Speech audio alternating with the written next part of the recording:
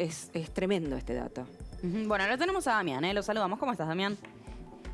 ¿Cómo les va, chicas? Buenas noches. ¿Qué ¿Cómo están? tal? Buenas noches. Bueno, veíamos recién estos números que nos has hecho llegar, pero explícanos vos, ¿no? ¿Cómo es el mapa para entender cómo está el empleo hoy en la Argentina, a la luz también de los dichos de Alberto Fernández? Bueno, yo creo que ahí lo que veían que creció el monotributo social y el monotributista, que incluso son 4,5 millones de personas que ya son monotributistas en nuestro país, que este año le han generado una estafa impresionante al monotributo, porque han tomado digamos, el nivel de evolución de un pasivo como es el haber previsional para ajustar la cuota del monotributo. 72% frente a una inflación del 94%, o sea que encima es precarizado. Lo que hacen es apretarle el tope para pertenecer al régimen para que pasen al responsable inscrito y paguen más impuestos. O sea que no solamente es precarizado, sino que lo incorporan más presión tributaria.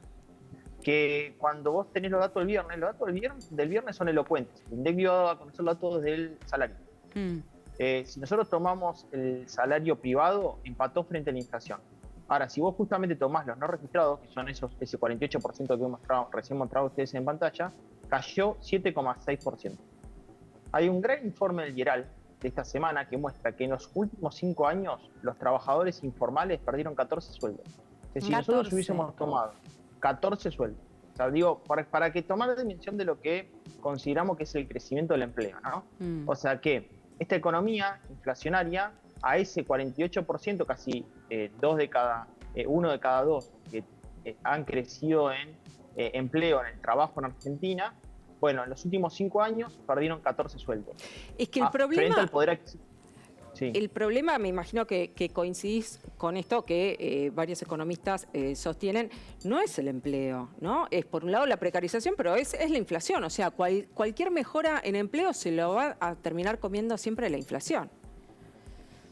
Y sí, Guada, el problema son las dos cuestiones. El empleo, por una parte no estamos generando genuino, empleo ¿no? de calidad. Exacto. Claro, no estamos generando empleo de calidad. Y en definitiva tenemos que tener en cuenta esta siguiente balanza. En los últimos 10 años en Argentina, el empleo registrado creció 4%. Sin embargo, el empleo público creció 33%. Mirá, ¿Quién paga el empleo público?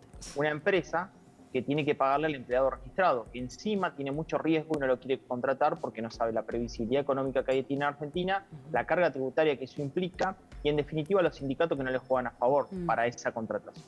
Entonces, una situación es eso, bueno, contrato formalmente o directamente contrato a un monotributista, lo tengo fuera de la empresa, que me preste un servicio y directamente me elimino este riesgo. Bueno, esto es lo que está pasando en Argentina y esto es grave, porque se incrementa el empleo público, crece la presión tributaria para el trabajo formal y se precariza la toma de empleo cuando alguien tiene que contratar. Claro. Pero además de eso, además de ese fenómeno, está lo que vos decís, la inflación, porque incluso el empleo privado registrado, del 2017 ahora perdieron 8 sueldos.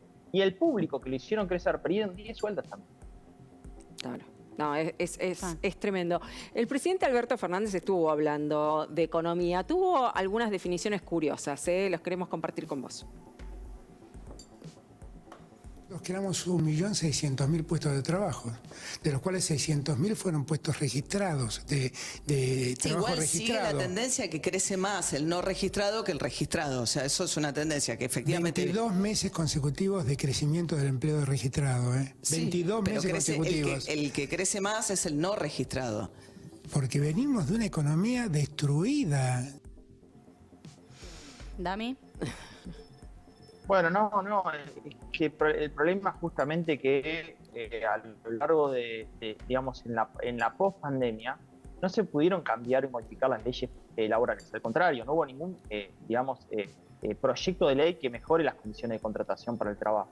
Incluso, nosotros todavía tenemos estatutos del trabajo que son del año 70, del año 80, estamos hablando de la economía del conocimiento, estamos hablando de un mundo que está pensando exactamente. Entonces, vos tenés todavía gremios que quieren cobrar 150, 200% de la hora de trabajo extra. Vos tenés gremios que, en definitiva, se rompe una lamparita y pretenden que se cambie toda una infraestructura que genere una toma de una planta por ese fenómeno y efectivamente lo que estaban buscando es que suban los salarios de ese sector cuando ese sector no lo puede dar. Entonces, efectivamente no hubo ningún cambio en las condiciones del contrato laboral como para que mejore el empleo privado. Entonces, está errado el diagnóstico. Estuvo bien, María, en preguntarle efectivamente por qué crecía el no registrado. El no registrado crece porque las condiciones para la contratación laboral informal no son las óptimas. Claro.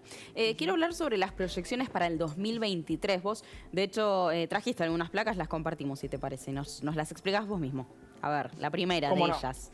¿La tenemos lista? Mira, este es un informe que hizo el IERAL, que lo que está proyectando es decir, bueno, ¿qué pasa si el plan Massa se cumple? Ahí la tenemos en pantalla. Ahí la estamos viendo. ¿No? A ver, contanos, explícanos. El gobierno, eso es el gobierno frente al acuerdo con el Fondo Monetario Internacional. Entonces, ¿qué es lo que están viendo ahí?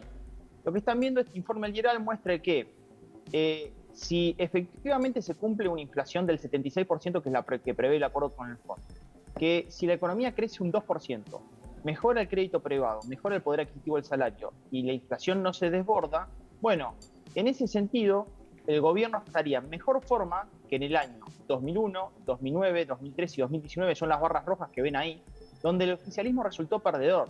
Que si se cumplen esas condiciones, estaría en mejor forma incluso en este año eleccionario.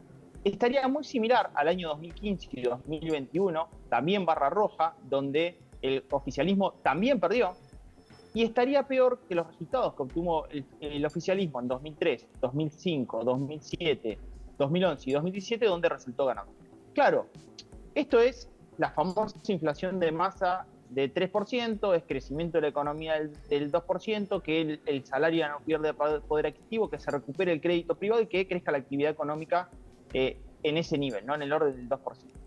¿Qué pasa si lo que ve el mercado termina contraponiéndose a esta radiografía? ¿Qué es lo que ve el mercado? Bueno, ve desaceleración de la economía, aceleración inflacionaria, terminaría en el orden del 98%, pérdida de poder adquisitivo del trabajo, caída del empleo privado y a su vez una caída del crédito al sector privado, porque el Estado está financiándose, el crédito público se financia a través de justamente los bancos. Los bancos destinan a financiar al Estado y no al privado, a los hogares y empresas. Bueno, ¿qué sucedería? Eso lo vamos a ver en esta radiografía que es la del mercado. Bueno, entre este escenario estaría el gobierno en mejor forma que en el año 2001 y 2019, donde el oficialismo resultó perdedor, pero estaría muy similar al 2013 y 2019, donde el oficialismo resultó perdedor, pero estaría mucho peor que los escenarios donde el oficialismo resultó ganador. ¿Cuándo fue? 2003, 2005, 2007, 2011 y 2017. Entonces acá efectivamente el plan Massa es clave, chicas, es clave para efectivamente ver si tiene algún tipo de posibilidad el gobierno, en el acuerdo con el Fondo Monetario, eleccionario o no.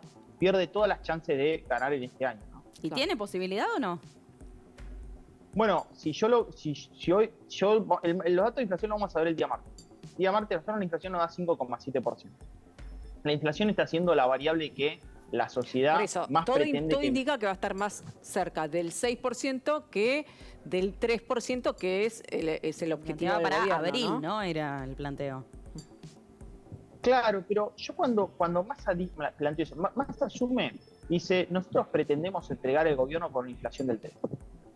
Para mí, alguien le habló por la cucaracha política y le dijo, no, Massa, con inflación el 3%, vos entregando el gobierno, no sos candidato a nada, adelantala. Y decí que lo vas a lograr en abril. Entonces va a una entrevista que le hacen en TN y dice, bueno, yo voy a lograr inflación 3% en abril. Claro. Yo puedo desear tener doctorado en 3 meses, claro. Pero los doctorados son 2 años más tesis, chicas. O sea, no hay chance. O sea, estamos en febrero y ya no llegamos ni ahí al 3% Aún en marzo. haciendo las cosas bien, ¿no? Que claramente no se están haciendo, o sea, se sigue emitiendo a un ritmo descontrolado, pero suponiendo que el gobierno deja de emitir hoy, aún así no llega a una inflación del 3% en abril. Y porque ahí tenés dos situaciones. ¿Qué pasa con el gobierno baja el déficit fiscal y logra la meta con el Fondo Monetario Internacional del 1,9%, que está muy difícil para que la logre, Entonces, ¿qué pasa? Te queda el famoso déficit cuasi fiscal. Son todos los pesos que emitiste que están en tenedores de los bancos, el sector privado, decir, bueno, ¿cuánto yo le tengo que dar a estos tenedores de bonos para que me sigan, me tomen la colocación de deuda que yo coloco. Bueno, hoy 120%, chicas. Entonces, ¿por qué? El mercado, le dicen al mercado, mira, te doy 120%, pero yo preveo inflación del 60%.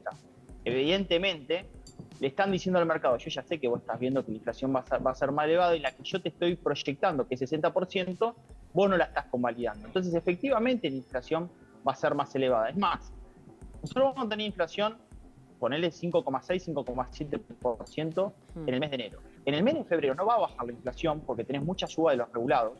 Claro. El gobierno, hoy lo dijo Rubinstein, en la nota que leyeron en su columna en Infobae, que efectivamente no va a dejar que la corrección del tipo de cambio oficial se retrase. Efectivamente, precios mayoristas va a pegar en precios minoristas. Está bien que lo haga, pero efectivamente es una corrección de los precios relativos a la economía. Y el tercer factor, que en definitiva en marzo tampoco va a bajar la inflación. De hecho, se va a acelerar, el mercado ve aceleración de inflación en el mes de marzo al 6% posiblemente. O sea que abrir 3% no hay chance. Está complicadísimo el panorama. Dami, muchísimas gracias por este contacto con nosotros. Te mandamos un abrazo. Un placer, Agus Guada. Gracias. Igualmente. Bueno, vamos a hablar.